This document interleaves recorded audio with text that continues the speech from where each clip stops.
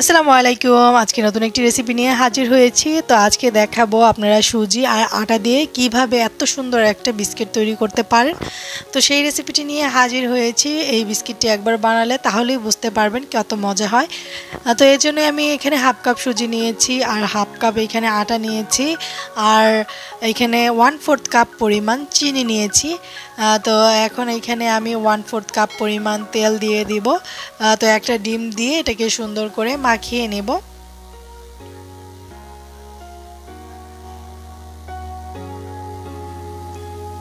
তো এখন সামান্য পরিমাণে একটু লবণ দিয়ে দিচ্ছি, তাহলে মিষ্টিটা কিন্তু ভালো লাগবে, ভালো আসবে আর কি। তো এখন সব কিছু সুন্দর করে মাখিয়ে জাকিয়ে নিচ্ছি।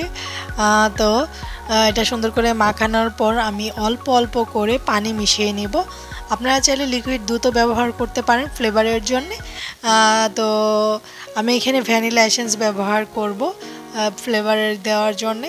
আপনারা চাইলে এভাবেও রাখতে পারেন। আর গুঁড়া দুধ বা যদি লিকুইড দুধ ব্যবহার করেন তাহলেও কিন্তু এটার সুন্দর একটা ফ্লেভার আসবে।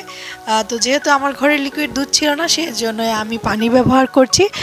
তো এই ফ্লেভারটা দিয়েও আর যেহেতু আমি এখানে ভ্যানিলা এসেন্স ব্যবহার করছি, সেই জন্য আর ফ্লেভারটার দরকার হয়নি। তো যাই হোক, এই বিস্কিটটা যদি আপনারা বানিয়ে একবার খান তাহলেই বুঝতে পারবেন কতটুকু মজা হয়। যারা ঘরে তৈরি করে এগুলো খেতে চান তারা অবশ্যই ট্রাই করতে পারেন। আর এই বিস্কিটগুলো বাচ্চাদের জন্যও অনেকটা প্রিয় হয়। আপনারা টিফিনের জন্য বাচ্চাদেরকে তৈরি করে দেখাতে পারেন। আমি এটা বিজনেসের জন্য মানে আপলোড করিনি, জাস্ট আপনারা যারা ঘরে মানে অবসর সময়ে কি খাবেন ভাবেন, তো তারা এই জিনিসগুলো তৈরি করে খেতে পারেন। তো এটা বিক্রিযোগ্য হবে না, কারণ এগুলো আপনার যদি আপনার নিজস্ব পেজ থাকে তাহলে আপনি সেল করতে পারবেন, কিন্তু এইগুলো বেকারির মধ্যে পড়ে না, সেই জন্যই আর আপনাদেরকে আজকে এটার প্রাইস বলছি না। তো যাই হোক, চামিচ দিয়ে কেটে নিচ্ছি, দেখুন কত সুন্দর হয়েছে।